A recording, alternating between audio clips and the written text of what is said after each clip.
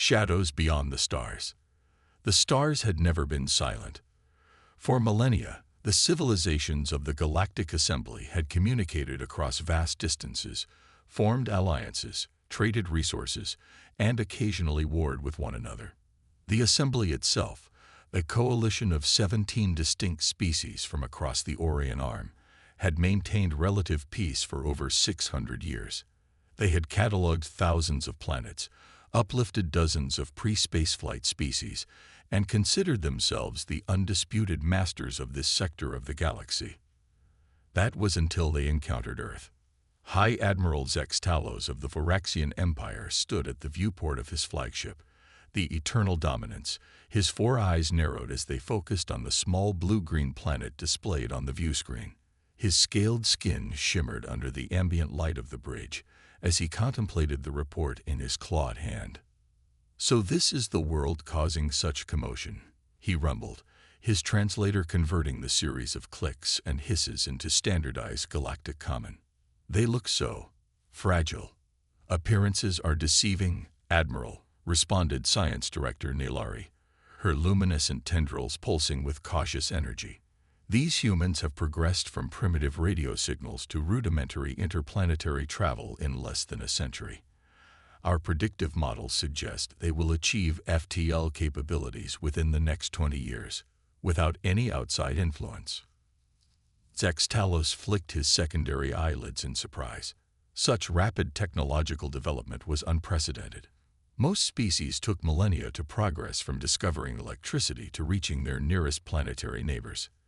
"Have they detected us yet?" "No, Admiral. We remain in stealth orbit as per Assembly protocols for pre-contact species." The Admiral made a decision. "Prepare a first contact package. The Assembly must know of them before they venture beyond their system. Better to guide them into the galactic community than to let them blunder in unprepared." Little did Zex Talos know that Earth had already been preparing for this moment for generations. Dr. Elena Reyes stood in the secured bunker beneath the Atacama Desert, staring at the massive alien artifact that had been discovered nearly 70 years ago. The structure, a perfect dodecahedron composed of an unknown metallic substance, had been found buried 2 kilometers beneath the Earth's surface in a chamber that geological dating placed at over 50 million years old. "Any changes?" she asked her research partner, Dr. Amit Shah. Amit shook his head, his eyes never leaving his terminal. "Nothing significant. Energy outputs remain constant at 0.3% of theoretical capacity, same as the last 40 years. Elena sighed and approached the artifact. This was just one of 7 similar structures discovered around the world since the 1950s, each one identical, each one dormant, or nearly so. They emitted barely detectable energy signatures, and despite decades of research, remained largely a mystery. The Russians are reporting increased activity from their site in Siberia, Elena said, reviewing the latest secure communication. Energy output spiked to 0.8% yesterday before returning to baseline, coinciding with the detection of that unknown object entering Earth orbit. Amit added, "You don't believe that's a coincidence, do you?" Elena smiled grimly. "After 20 years studying these things, I don't believe in coincidences anymore." The truth was, humanity had been keeping secrets from the stars. While the world's governments maintained their public squabbles and nationalistic divisions, behind the scenes, an organization known as the Precursor Initiative had been coordinating global efforts to understand the alien technology discovered on Earth. What they had learned was staggering. Earth had been visited before, many times, by a species that had apparently vanished from the galaxy. These precursors had left behind not just the dodecahedron artifacts, but subtle changes to human DNA itself, changes that allowed certain humans to interface with the alien technology in ways that should have been impossible. Elena was one such human. When she touched the surface of the artifact, she could feel it, a hum, a presence, almost like a slumbering consciousness waiting to be awakened. Her secure phone buzzed. It was General Hammond, the military liaison to the initiative. "Dr. Rice, they're making their move." An alien vessel has decloaked in Earth orbit and is broadcasting across all frequencies. First contact protocols are in effect. Elena exchanged a glance with Amit. This isn't first contact, General. Not really. I know that, and you know that, but they don't. And perhaps that's our advantage. The United Nations General Assembly Hall was filled to capacity as representatives from every nation gathered to witness humanity's official introduction to the galactic community. The alien delegation, a mix of 4 different species from the Galactic Assembly, stood on the stage, their exotic appearances causing a mix of awe and apprehension among the human delegates. Ambassador Threlvox of the Lorani, a tall, avian-like being with iridescent feathers and 4 arms, stepped forward to address the assembly. People of Earth, the translator device conveyed in multiple human languages simultaneously, we come in peace and friendship as representatives of the Galactic Assembly, a union of 17 spacefaring civilizations dedicated to mutual prosperity and the advancement of all sentient life. The speech continued with typical diplomatic pleasantries, expressions of hope for cooperation, and carefully worded explanations about humanity's new place in a much larger community. What wasn't said, but was clearly implied, was that humans were expected to join as junior members, to be guided and supervised by the more advanced species. In the 3rd row, Elena sat beside the Secretary General, her mind only half on the alien's words. Her focus was on the strange device each alien delegate wore, small crystalline objects attached to their clothing that pulsed with an energy signature identical to the dormant artifacts on Earth. They're connected, she whispered to herself. They're using precursor technology without even realizing what it truly is. The realization sent a chill down her spine. These aliens, for all their advanced technology and apparent benevolence, might have no idea about the true history of the galaxy or Earth's special place in it. After the formal ceremonies, a more private reception was held where human leaders could interact directly with the alien delegation. Elena, as one of Earth's foremost experts on the artifacts, had been invited to participate. She approached Ambassador Threlvox with practiced diplomatic caution. "The translator technology you use is quite remarkable," she observed, gesturing to the crystalline device on his chest. "Its energy signature is fascinating." The ambassador's head tilted in what Elena interpreted as surprise. "You can detect its energy pattern. Impressive. Most young species cannot perceive quantum fluctuations at this level." "We're full of surprises," Elena replied with a smile. "The crystals appear similar to certain artifacts we've discovered in our archaeological record." This time, the ambassador's reaction was unmistakable, a ripple of his feathers, and a sudden stillness. "What kind of artifacts?" "Dodecahedral structures, composed of an unknown metallic alloy, with crystalline cores similar to your translator." The 4 aliens in the delegation exchanged quick glances, communicating in a manner Elena couldn't interpret. "Such artifacts are quite common throughout the galaxy," Threlvox finally said, his tone carefully modulated. "Remnants of the Ancient Ones, a species that predated all current galactic civilizations. They vanished millions of years ago, leaving only fragments of their technology behind. Our assembly has spent thousands of years studying and adapting what little we could understand." Elena nodded politely, but her mind was racing. The aliens didn't know. They didn't understand what the artifacts truly were, or what humanity's connection to them meant. "Perhaps we could arrange a scientific exchange," she suggested. "Compare notes on these ancient ones and their legacy." "That would be most interesting," the ambassador replied, his artificial voice failing to completely mask his sudden intensity. 3 months after first contact, humanity had been officially welcomed as an observing member of the Galactic Assembly. Earth was now host to an alien embassy complex in Geneva, while human representatives had been dispatched to the Assembly's central hub, a massive space station orbiting a neutron star 20 light-years from Earth. What the Assembly didn't know was that humanity had been quietly making its own discoveries. With access to alien historical records and scientific databases, the Precursor Initiative had begun piecing together a startling truth. The so-called Ancient Ones hadn't simply disappeared. They had deliberately hidden themselves, and the evidence increasingly suggested that modern humans were their direct descendants. In a secured conference room beneath the Pentagon, Alina presented these findings to the initiative's Leadership Council. The genetic markers we've identified in the human genome match sequences found in fragments of precursor DNA recovered from their outposts across the galaxy, she explained, displaying complex genetic diagrams on the room's screens. We're not just similar, we're them, or at least their engineered offspring. General Hammond leaned forward, his weathered face grave. Are you suggesting humans were planted here? That we're some kind of backup plan? More like inheritors, Alina clarified. The precursors faced some kind of existential threat. We still don't know what. But rather than fight a losing battle, they seeded dozens, perhaps hundreds of worlds with modified versions of themselves, humans and human-like species, and went into hiding. Earth wasn't the only world they chose, but based on the concentration of artifacts here, it was clearly special to them. And these artifacts, the CIA director asked, they're what? Weapons? Communications devices? They're keys, Alina said simply. Keys to a galactic network the Assembly has only scratched the surface of.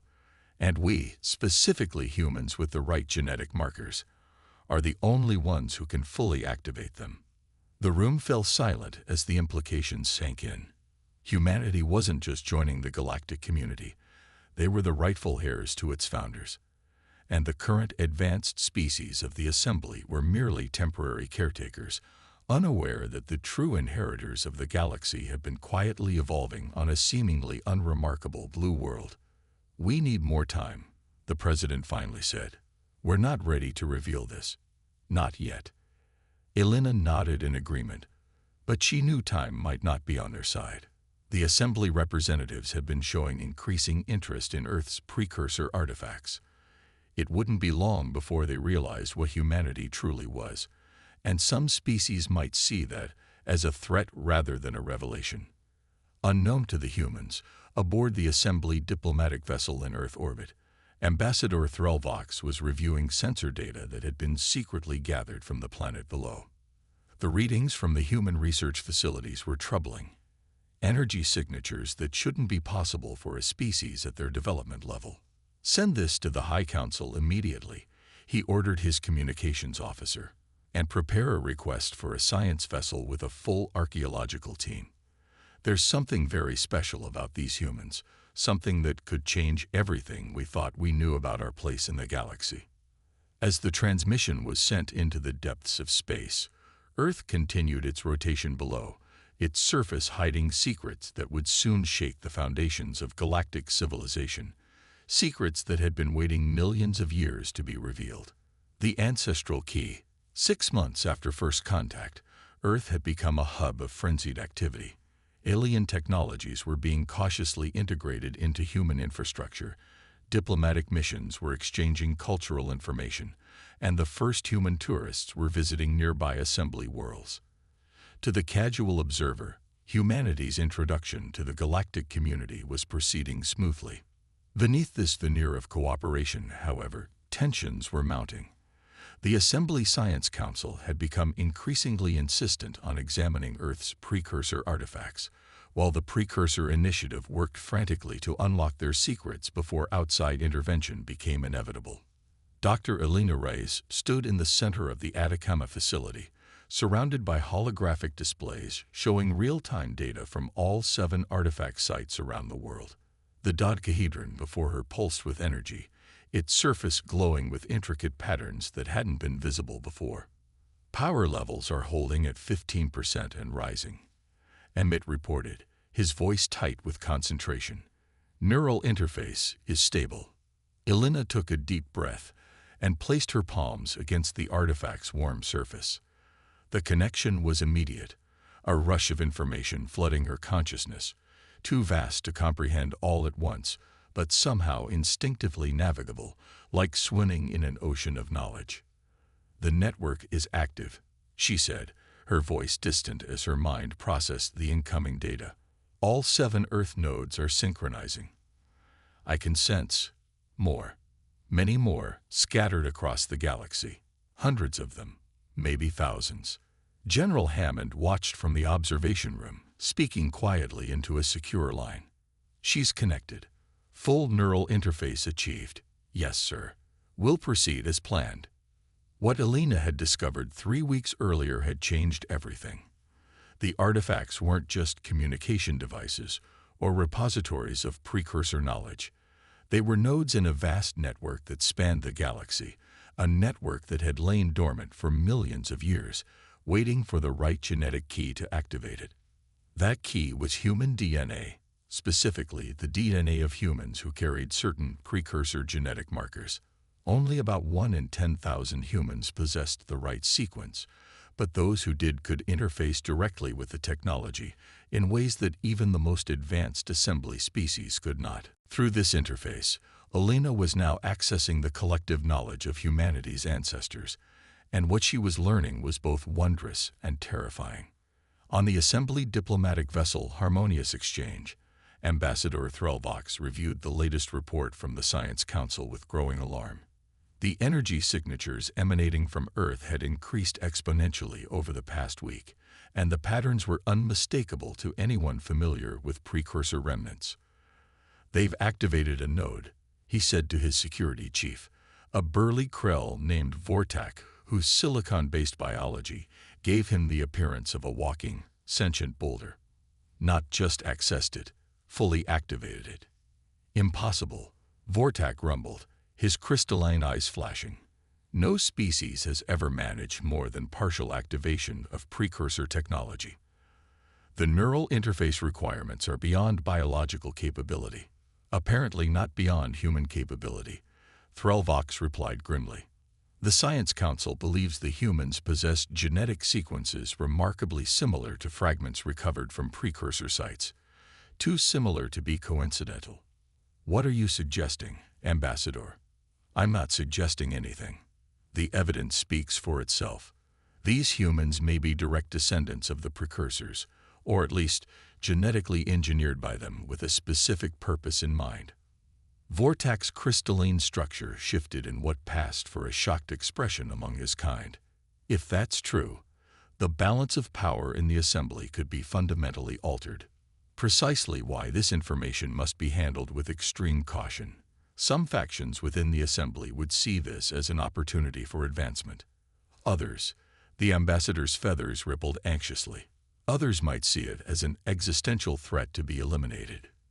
In London, at another precursor site beneath the British Museum, Dr. Marcus Chen was making his own breakthrough.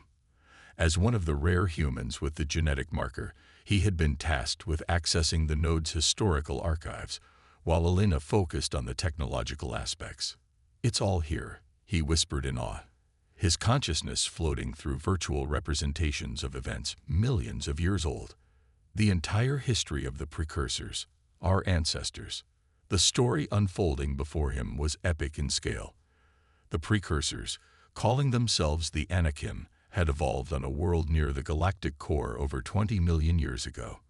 They had achieved interstellar travel, colonized thousands of worlds, and established an advanced civilization that spanned much of the galaxy. But approximately 5 million years ago, they had encountered something, a threat so severe that Marcus couldn't yet determine its nature. What was clear was that the Anakim had realized they couldn't defeat this threat through conventional means. Instead, they had implemented a desperate long-term strategy. They had selected hundreds of worlds across the galaxy, specially chosen for their isolation and stability. On these worlds, they had seeded modified versions of themselves, genetically engineered descendants designed to evolve naturally, but carrying key sequences of Anakim DNA that would allow them to eventually reclaim their ancestral legacy. Earth was one such world, but it was also something more. The concentration of nodes on Earth, 7 in total, was unmatched anywhere else in the galaxy. This planet wasn't just another seeded world. It was a linchpin in whatever plan the Anakim had set in motion millions of years ago. They hid themselves, Marcus murmured, piecing together fragments of information. The threat was too great for direct confrontation, so they scattered, seeded new versions of themselves, and went into hibernation. They're still out there, waiting. Elena withdrew her hands from the artifact, her mind reeling from the information download. She staggered slightly, and Amit rushed to steady her. "Are you all right?" he asked, concern evident in his voice. "I'm fine," she assured him, though her pallor suggested otherwise. "It's just overwhelming. The scale of what they built, what they planned, it's beyond anything we imagined." General Hammond entered the chamber, his expression grim. "Dr. Rice, we have a situation. The Assembly's Science Council has formally requested access to all 7 artifact sites for collaborative research. Their diplomatic language is polite, but the subtext is clear. They're not really asking."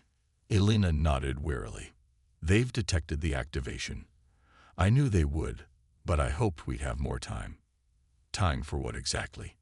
Hammond asked. "To understand what we truly are, and what role we're meant to play." She gestured to the now glowing artifact. "The Anakim, that's what the precursors called themselves. They created us for a purpose. We're not just their descendants, we're their contingency plan." Hammond's eyebrows rose. "Against what?" "I don't know yet. The information is fragmentary, encoded in ways that make complete access difficult. But one thing is clear. The Anakim believed this threat would return, and they designed us to be ready when it did." The general was silent for a long moment, processing this information. "The president needs to know this immediately, and we need to decide how much to tell the Assembly, if anything." "There's something else you should know," Elena added. "The artifacts aren't just repositories or communication devices. They're control nodes for a vast network of dormant technology scattered throughout the galaxy, technology far beyond even the Assembly's current capabilities." "Weapons?" Hammond asked sharply. "Some, yes, but also defense systems, manufacturing facilities, even entire automated fleets, all waiting for the right activation signal, all programmed to respond to those with Anakim genetic markers, which means us." Hammond's expression grew increasingly troubled. "You're saying humanity potentially has access to the most powerful technology in the galaxy, technology that even the Assembly doesn't fully understand?" "Yes, and if the Assembly figures that out, some of them will want to control it, and us. Others will see us as a threat to be eliminated." Hammond finished the thought grimly. "We need to accelerate our timeline. How soon can you fully activate the network?" Elena shook her head. "It's not that simple. The system was designed with safeguards. Full activation requires a consensus, all 7 Earth nodes activated simultaneously by compatible humans, plus confirmation from at least 3 off-world nodes." "Off-world? You mean on other Assembly planets?" "Yes. The Anakim seeded multiple worlds, remember. Earth isn't the only planet with human or human-like populations carrying their genetic markers. Based on what I've learned so far, there are at least 5 other worlds in this sector alone with populations genetically similar to us, though they may be at different stages of development." Hammond looked stunned. "Are any of them known to the Assembly?" "At least 2 are already Assembly member worlds, though their populations may not understand their true heritage. The others," Elena shrugged. "I don't have enough information yet." Their conversation was interrupted by an urgent alert from the facility's security system. Amit checked the notification and paled. "We have a problem. Assembly ships are entering Earth orbit, a lot of them. Not just diplomatic vessels either. These look like military craft. In the Assembly Grand Council chamber, 20 light-years from Earth, High Counselor Vrax of the Torani Collective addressed the emergency session with barely contained fury. The evidence is irrefutable. The massive, tentacled being boomed, its voice resonating through the cavernous hall. These humans are not merely another species to be welcomed into our community. They are Anakim creations, genetic constructs designed to access technologies we have spent millennia trying to understand. The council chamber erupted in a cacophony of alien voices, some questioning, others agreeing vehemently. The Galactic Assembly, for all its claims of unity and harmony, was fundamentally a balance of competing interests and ancient rivalries. The revelation about humanity's true nature had shattered that balance in an instant. Elder Shimna of the Lorani stood to address the council, her ancient, withered frame still commanding respect. Even if what you say is true, Counselor Vrax, it does not justify military action. The humans have shown no hostility toward the Assembly. Not yet, Vrax countered, but they soon will have access to weapons and technologies that could destroy us all with a thought. Are we to wait until they hold such power over us? The prudent course is clear. We must secure their Anakim artifacts immediately and place their world under direct Assembly control until we can determine the full extent of the threat they pose. And if they resist, Shimna challenged. Vrax's upper tentacles flexed in the Torani equivalent of a shrug. Then they will learn the same lesson as all who have challenged Assembly authority in the past. From her position at the back of the chamber, Ambassador Lila Torres of Earth, officially present only as an observer, felt a chill run down her spine. The Assembly wasn't just discussing containment. They were contemplating the subjugation or even destruction of Earth if necessary. She needed to warn her planet, but she knew her communications were being monitored. As the debate raged on, she made eye contact with Talvin, a junior Lorani diplomat she had befriended during her time at the Assembly. His slight nod confirmed their prearranged signal. Within minutes, as Torres remained in the council chamber to avoid suspicion, Talvin was transmitting an encrypted warning through channels unknown to the Assembly leadership. It would reach Earth in approximately 6 hours, hopefully in time for humanity to prepare. Back on Earth, the Precursor Initiative was already mobilizing. All 7 artifact sites were on high alert, with military personnel taking up defensive positions, even as the scientists worked frantically to unlock more of the Anakim network's capabilities. In the Oval Office, the President of the United States sat with the leaders of Russia, China, the European Union, and India in an unprecedented emergency session. The knowledge gained from the artifacts had been shared among the world's major powers, all national rivalries temporarily set aside in the face of a potentially greater threat. Our orbital defense systems won't hold against a determined Assembly attack, the Chinese president stated bluntly. Their technology is still centuries ahead of ours in many areas. But not in all areas, the U.S. president countered. What Dr. Rice has unlocked from the artifacts has already allowed us to make quantum leaps in certain technologies. The question is, do we reveal this capability now or keep it in reserve? The Russian president leaned forward. If we show our hand too soon, we risk escalating the situation before we are fully prepared. If we wait too long, we may lose the element of surprise. There may be another option, the Indian Prime Minister interjected.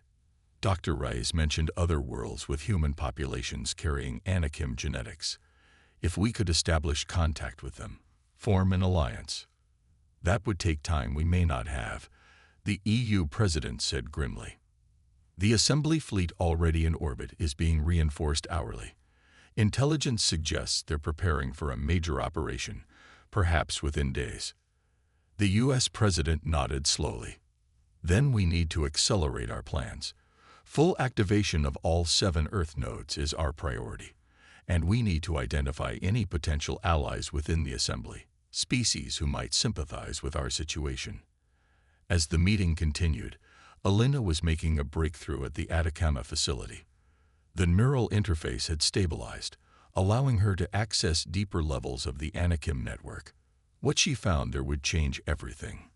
The true purpose behind humanity's creation, the nature of the threat the Anakim had fled from, and a message left specifically for their descendants.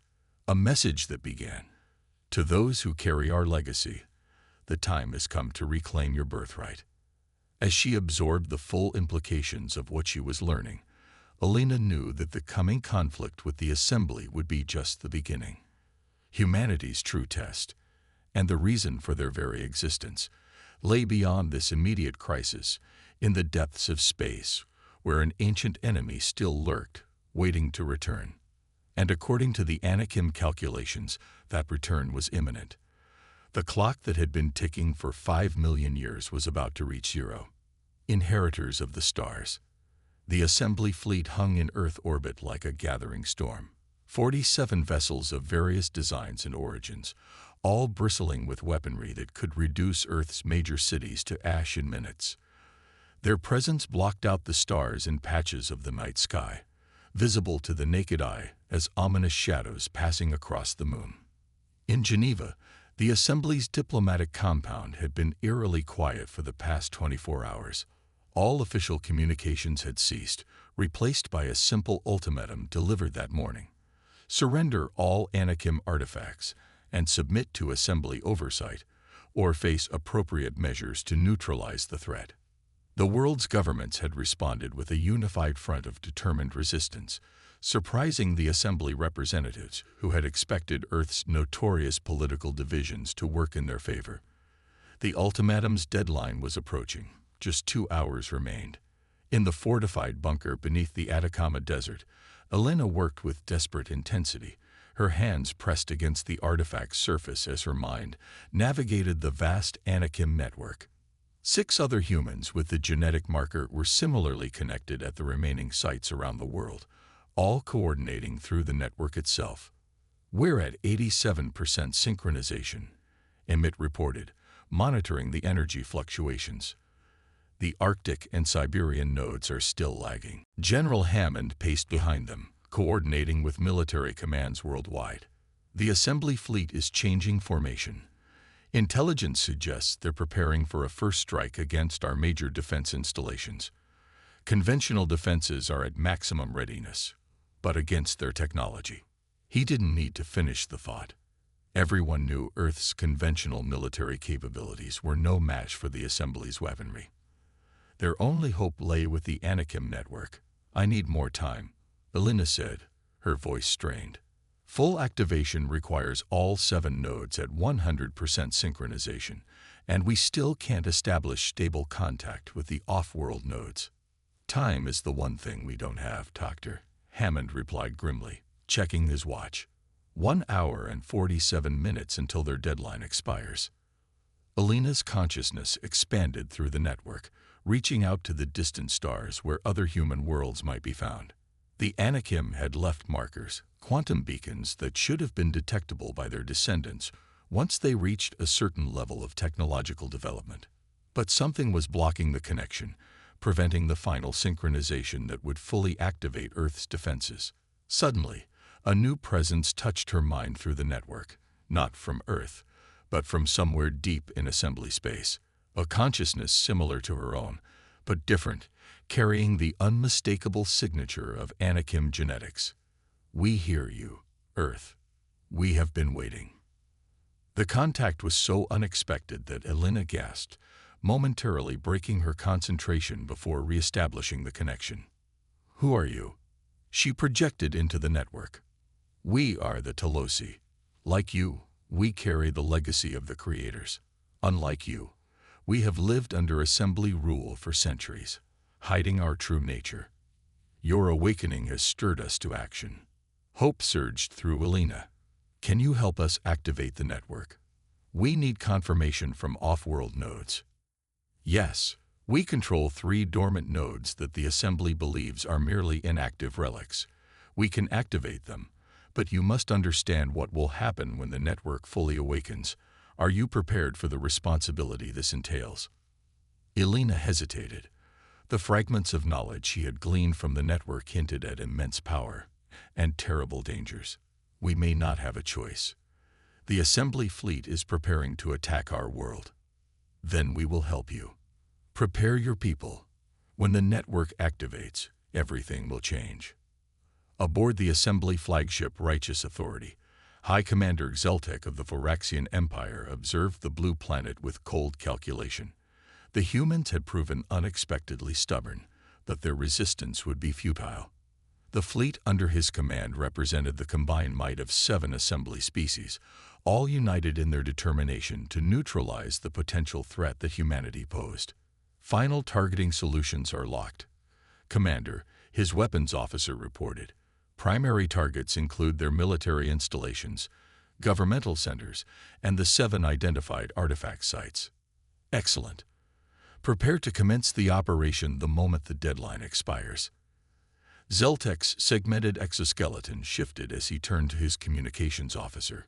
Any response from the humans? None, Commander. They appear to be maintaining their refusal. Zeltek made a clicking sound that his species used to express dismissal. As expected, these primitive species always overestimate their capabilities. They will learn their place in the galactic order, those that survive.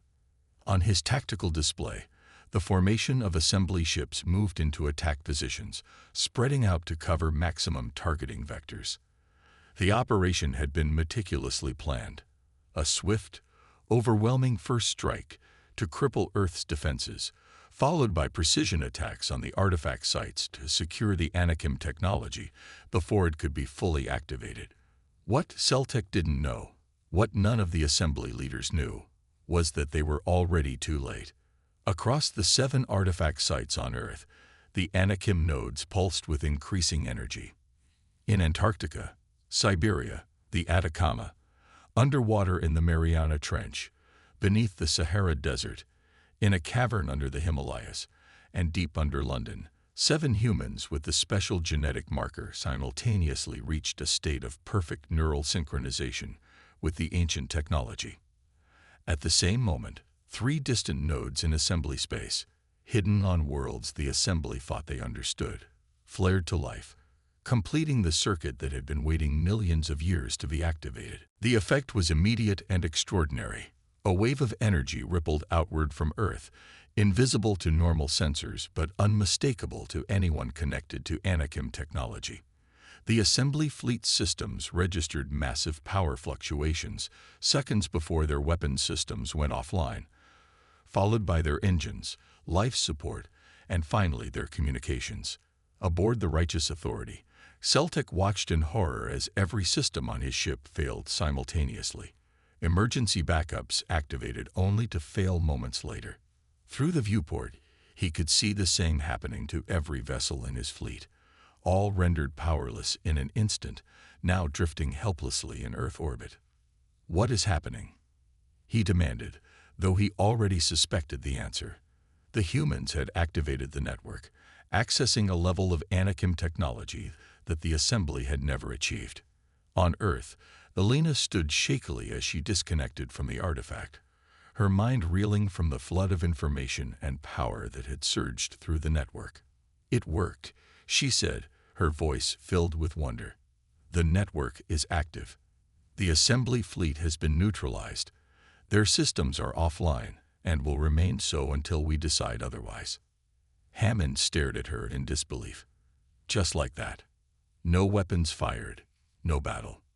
The Anakim built control protocols into all their technology, Elena explained. Much of what the assembly uses today is derived from Anakim artifacts, which means it's subject to those protocols. The network simply switched them off. Amit was checking readings from orbital sensors. The effect extends beyond the fleet in Earth orbit. Reports are coming in from our ambassadors on the assembly hub station. All critical systems there